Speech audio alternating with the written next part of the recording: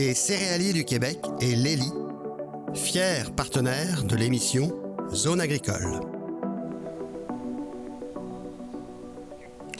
Bonjour, au programme cette semaine, on essaye de comprendre la place des indépendants dans un secteur porcin de plus en plus intégré, même quand il est coopératif. Et on vous emmène à travers notre zoom économique dans des fermes laitières découvrir les plus beaux robots qu'ils soient. Bienvenue à Zone agricole.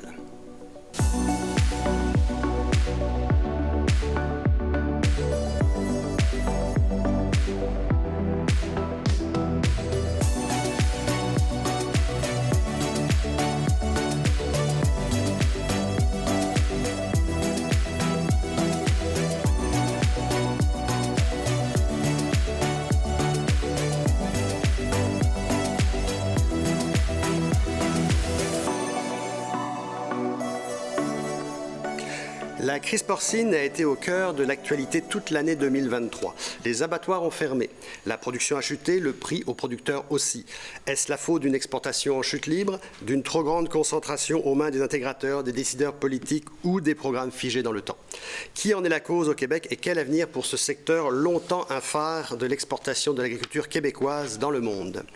Dans cette émission, nous retrouverons aussi la revue de presse de la semaine avec Guy Duval, la chronique coup de gueule de Yann Turmine, et bien sûr le Zoom économique qui vous emmènera aujourd'hui rencontrer l'agriculture informatisée avec l'ELI. Mais auparavant, petit rappel historique avec notre ami Simon Bégin. Bonjour Yannick. Bonjour Simon.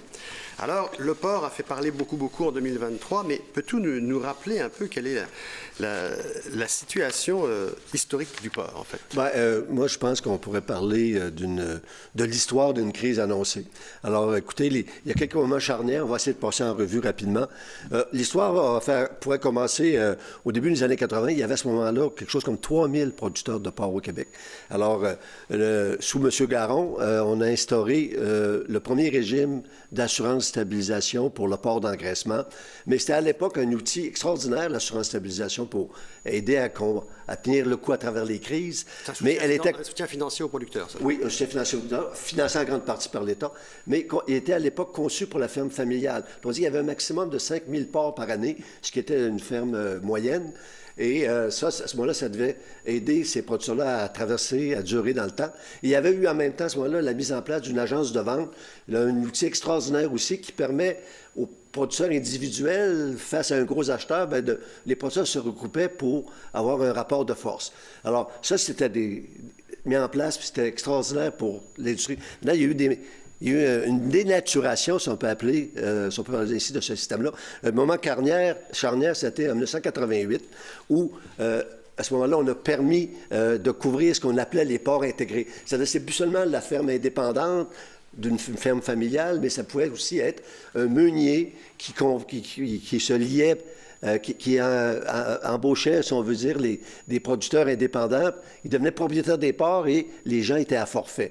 Et ça a été vraiment le tournant. À ce moment-là, on a passé un maximum de 15 000 porcs assurables à plus de limite. Alors, ça a créé des géants. Ça a créé une très forte concentration dans l'industrie.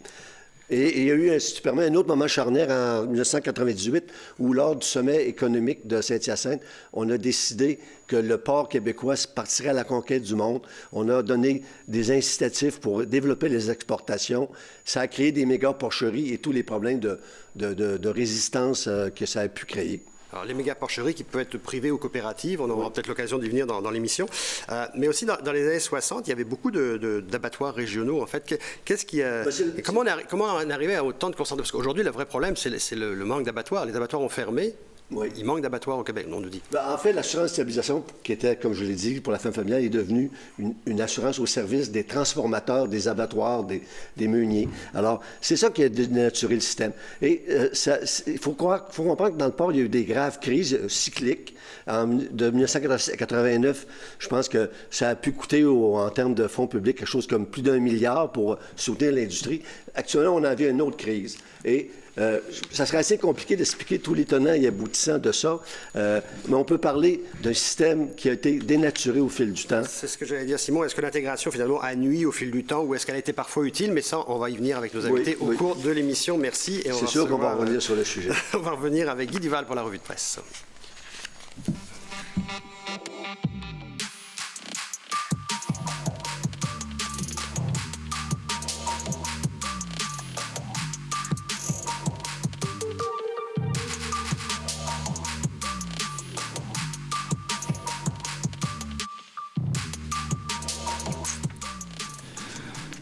Alors Guy, qu'est-ce qui se passe-t-il cette semaine? On nous dit qu'il y a moins de ventes de produits frais et moins de produits biologiques. Oui, il s'agit de rester à l'extérieur du pays ou autre, ou pour aller, lorsqu'on va à l'épicerie, pour s'apercevoir que les prix depuis 2 ans ils ont augmenté de façon quand même énorme, et les gens tout simplement se retournent vers d'autres produits, des produits transformés, au lieu d'avoir des produits frais, conventionnels ou biologiques.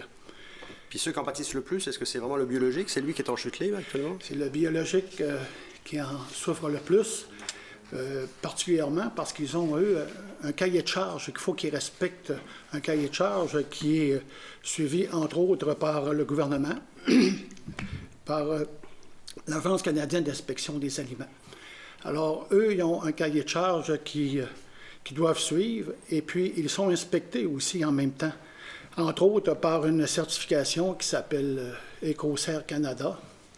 Écocert Canada, dont le siège social est à Toulouse, en France, puis c'est présent dans 130 pays. Alors, c'est un processus rigoureux qui consiste à évaluer de manière indépendante et impartiale la conformité d'un produit. Et ils vont même sur le terrain pour justement faire des vérifications, prendre des échantillons auprès des producteurs. Alors, c'est très sévère.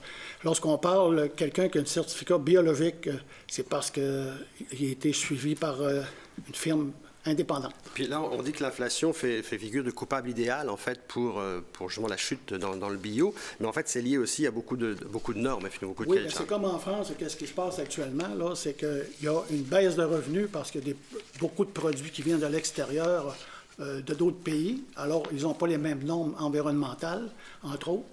Et puis, il y a l'augmentation des coûts des intrants particulièrement. Et pour parler de la France, justement, on a appris aujourd'hui que Lactalis, en fait, d'abord, vit un double coup dur, parce qu'en fait, ils ont, oui, des problèmes avec leurs producteurs laitiers qui refusent des augmentations, mais aussi des perquisitions, en fait, dans le groupe.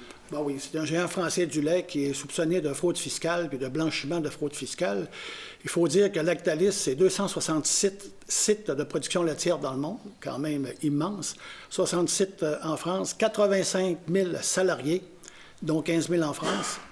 Et puis, c'est le plus gros en bio en France et le 3e rang dans le monde en 2019. Et ils produisent, avec leurs producteurs laitiers, 2 milliards de litres de lait. Absolument. Merci beaucoup, Guy.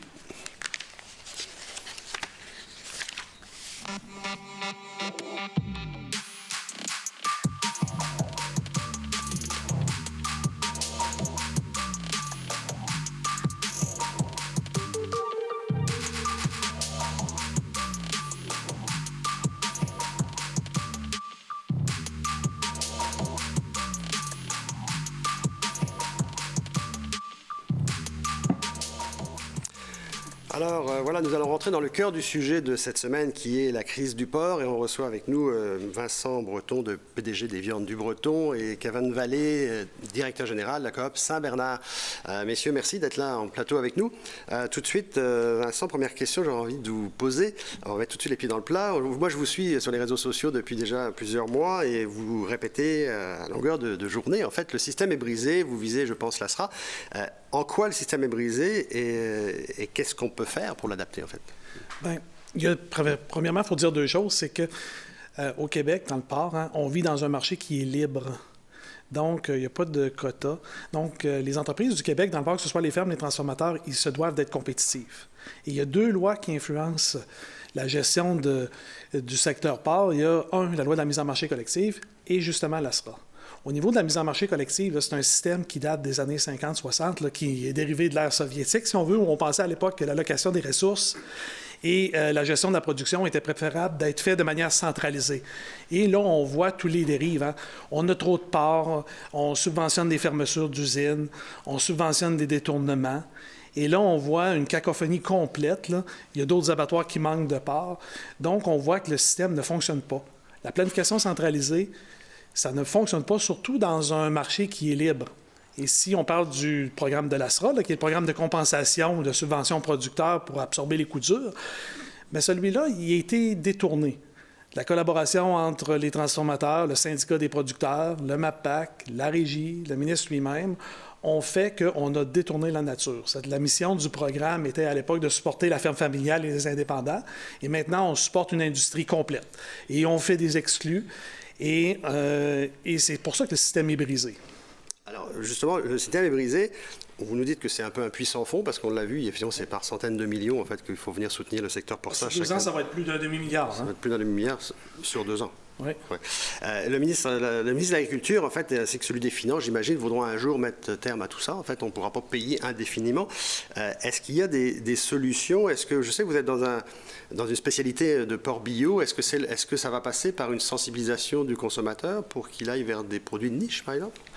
Dans notre cas, à nous, c'est sûr que le choix qu'on a fait, c'est de différencier notre production puis de tenter d'ajouter de la valeur. Maintenant, on traite les animaux avec beaucoup plus de respect, si on veut. On a enlevé les cages. Et nous, on fait de la production biologique qu'on exporte principalement aux États-Unis. On pense que ça, c'est un modèle. Mais ça ne veut pas dire qu'il n'y a pas un modèle. Mais il faut donner de la liberté au producteur. Il faut lui permettre de gérer sa ferme, de prendre des décisions, de lui redonner des leviers économiques qu'il n'a plus, qu'il a abandonnés avec la mise en marché collective.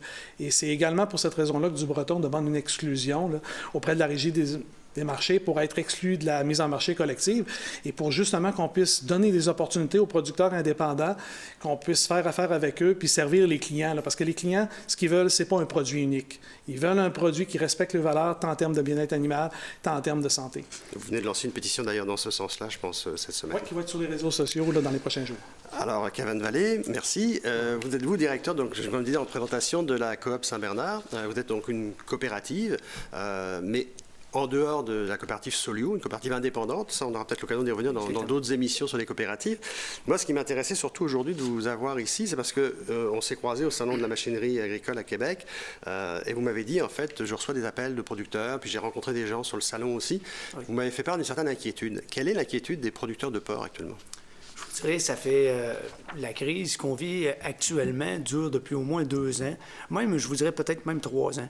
On a des appels, les gens, c'est de l'inquiétude. C'est sûr, quand on est des gens d'affaires, on a monté une business, il faut prendre les producteurs comme ça, c'est des PME. Aujourd'hui, les fermes, c'est des PME. Présentement, leur avenir est dans les mains de gens externes. Donc, ça donne une inquiétude terriblement. Mais quand vous dites de gens externes, c'est les intégrateurs, oui, les éleveurs de porc, le gouvernement. Une injustice aussi. C'est que les gens qui nous parlent actuellement semblent crier à l'injustice. On voit des différentes... dans le fond, on sait qu'il y a eu des coupures de 40 $. Les différentes actions qui ont été prises ou les décisions qui ont été prises ne viennent pas nécessairement des producteurs par choix, mais viennent plutôt des gouvernements et des abattoirs ou transformateurs. Dans le fond... Mais il y a les éleveurs de porc du Québec, quand même.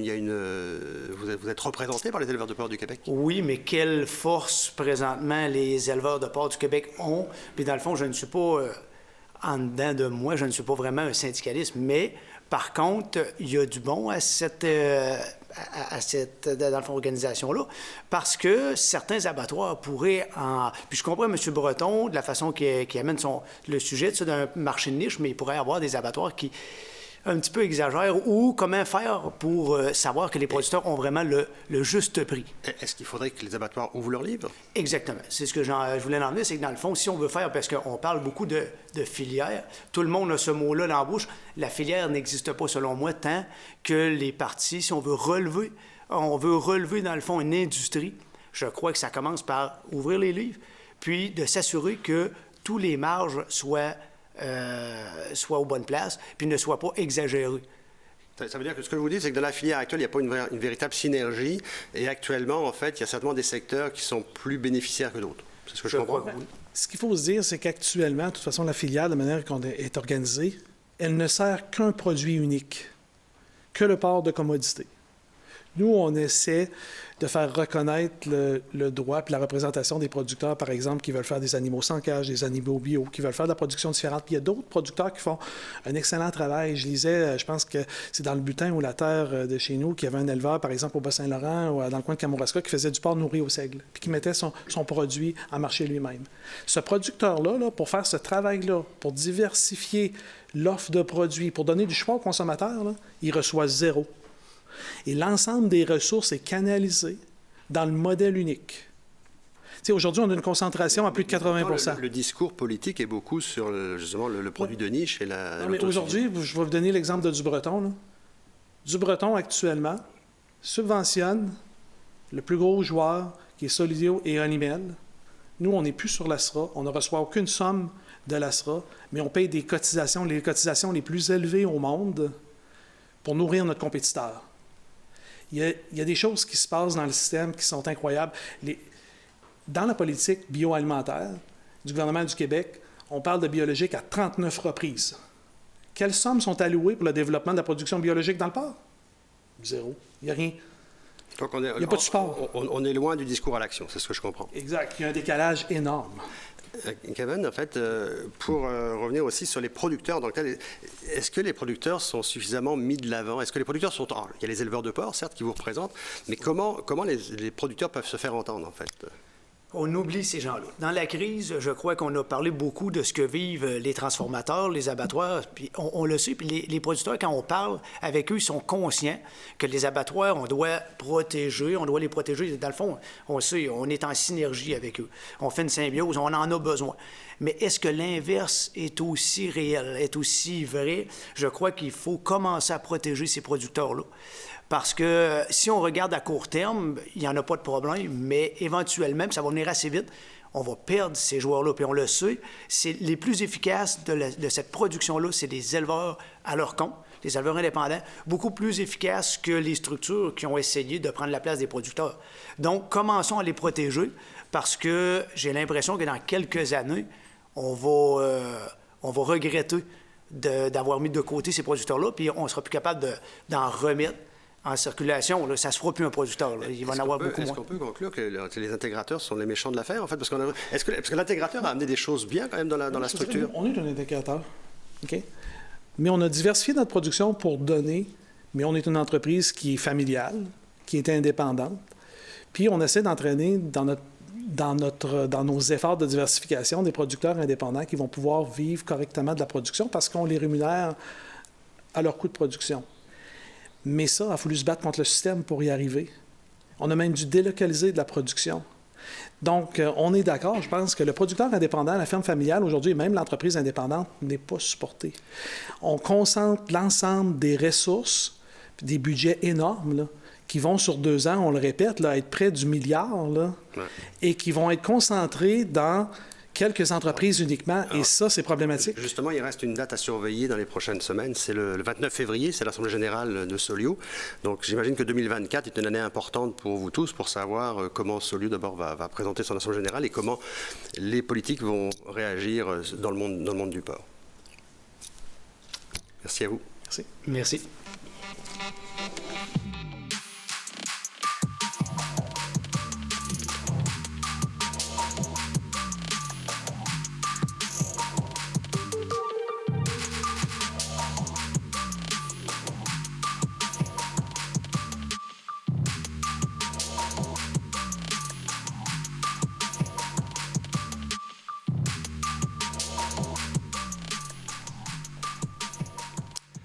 Alors, on reste dans le monde agricole, mais on change de secteur, puisqu'on retrouve le secteur du lait avec Carl Vachon, qui est directeur de territoire pour l'ELI, fier partenaire d'ailleurs de l'émission Zone Agricole. Merci, Carl, d'être présent avec nous. Merci, Yannick. Et puis, en fait, on veut en savoir plus d'abord sur l'ELI, puis sur ce qui se passe actuellement dans le secteur laitier.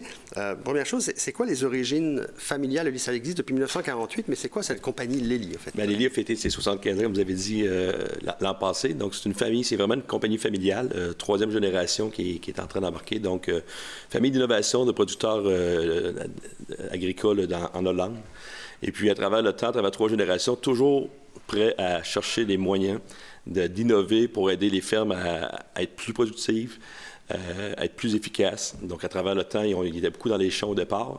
Et depuis 25 ans, un petit peu plus, ils sont rendus aussi maintenant dans l'automatisation des fermes laitières à l'intérieur des fermes, des bâtiments. Oui, parce qu'en fait, ce qu'il faut savoir, en fait, puis ça, je sais que les téléspectateurs ne le savent pas tous. C'est nous qui allons souvent dans les fermes au Québec.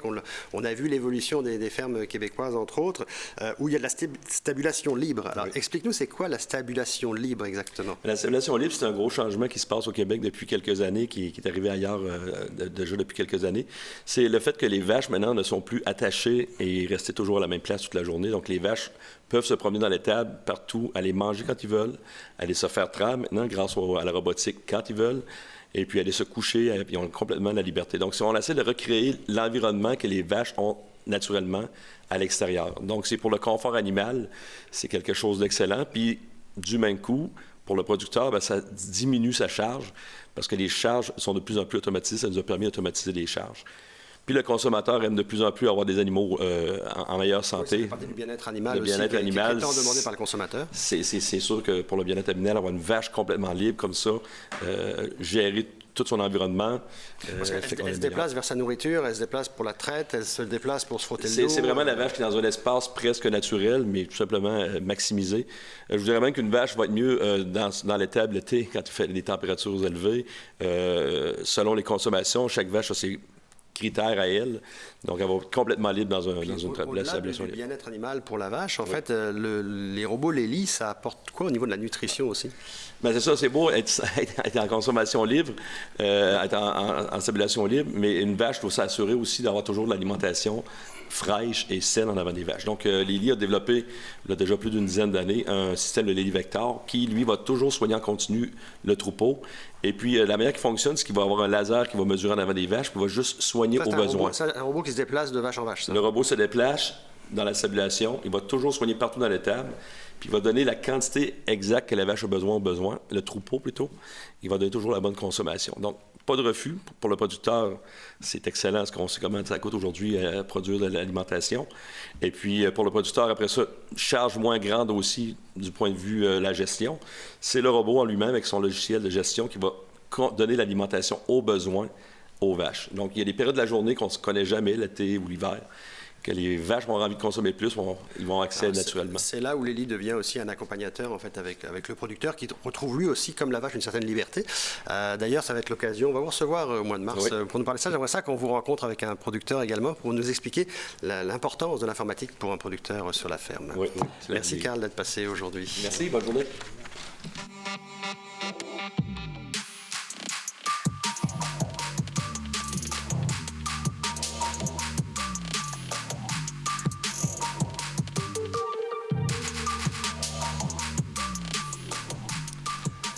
Alors, après un interlude dans le secteur du lait, on retrouve Yann Turmine pour le sujet de la semaine, qui est la crise porcine.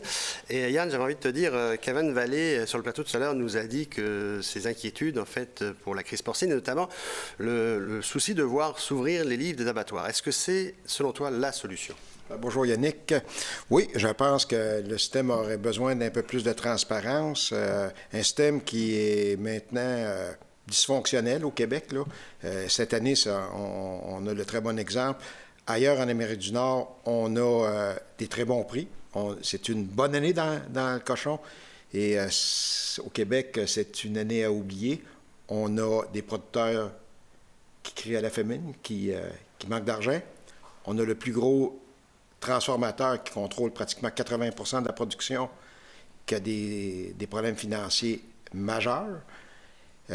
Et on a un gouvernement qui est obligé d'injecter des centaines de millions de dollars dans le système. Pour boucher des trous. Mais toi, tu nous dis que ça va bien ailleurs. Donc, ça veut dire que le porc s'achète à un bon prix en Amérique du Nord ailleurs qu'au Québec. Oui, il y a eu même des différentiels payés aux producteurs. Là, et quand les abattoirs payent cher le porc, en règle générale, parce que le marché est très demandeur, on a vu des différentiels de prix entre un porc vendu à un abattoir américain et un porc vendu au Québec d'à peu près 100 $. Mais qu'est-ce qui crée ça? Parce qu'on a l'habitude au Québec de trouver qu'on a des bonnes recettes. Là, on les a pas. Dans le cochon, on les a pas. Je pense que tes invités l'ont abordé. Première des choses, au Québec, depuis à peu près une quarantaine d'années, il y a une agence de vente qui s'occupe de commercialiser les porcs. Ça veut dire que tous les producteurs livrent leurs porcs à cette agence de vente, qui est contrôlée par le syndicat des producteurs de porcs. Et cette agence-là revend ces porcs-là à différents producteurs, à différents transformateurs, Aujourd'hui, cette agence-là est complètement dysfonctionnelle. Elle ne marche plus pour plusieurs raisons depuis plusieurs années. On a des problèmes de gouvernance majeurs à l'intérieur de cette agence-là, qui se résument par des conflits d'intérêts. Il n'y a eu aucune adaptation là, je vais te donner un exemple. Aujourd'hui, on a catégorisé les porcs dans 3 catégories. Des porcs qui sont produits par des producteurs indépendants. Qui sont les porcs de proximité, oui. Ce qu'on appelle porcs de proximité, là. Après ça, il y a des porcs qui sont intégrés, ça veut dire des porcs qui sont à contrat, et il y a des porcs qui appartiennent aux abattoirs, là. Et tout ça, pour déterminer le prix, c'est une convention de mise en marché qui est négociée entre les transformateurs et les producteurs. Et dans cette convention-là, bien, la problématique aujourd'hui, c'est que les transformateurs se retrouvent, notamment un transformateur, le plus gros, c'est normal, il contrôle pratiquement 80%. Keolimel se retrouve un peu des deux côtés de la table, parce que il y a des producteurs qui sont à contrat, qui se retrouvent sur la table de négociation. Et théoriquement, la convention de mise en marché concerne essentiellement les parts des producteurs indépendants. Alors, les abattoirs, c'est sûr que, puis on est dans un monde capitaliste. C'est quoi cherche un abattoir? Payer le moins cher possible. Payer le moins cher possible et revendre le plus cher possible. Ça, c'est la recette de n'importe quelle entreprise. Et, sauf que le gouvernement n'est peut-être pas obligé d'accompagner ça.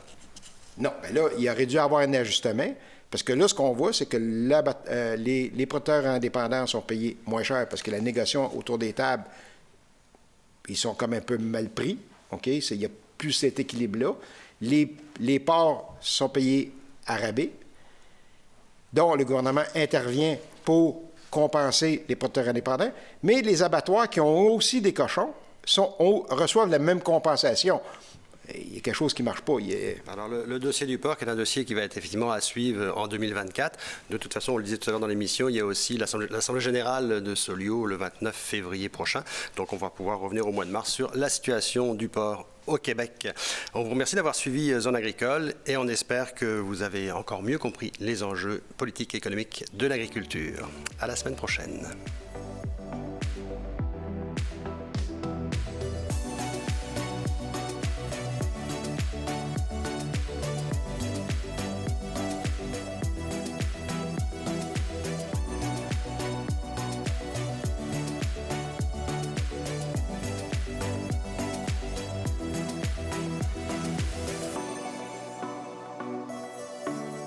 Les céréaliers du Québec et l'ELI, fiers partenaires de l'émission Zone agricole.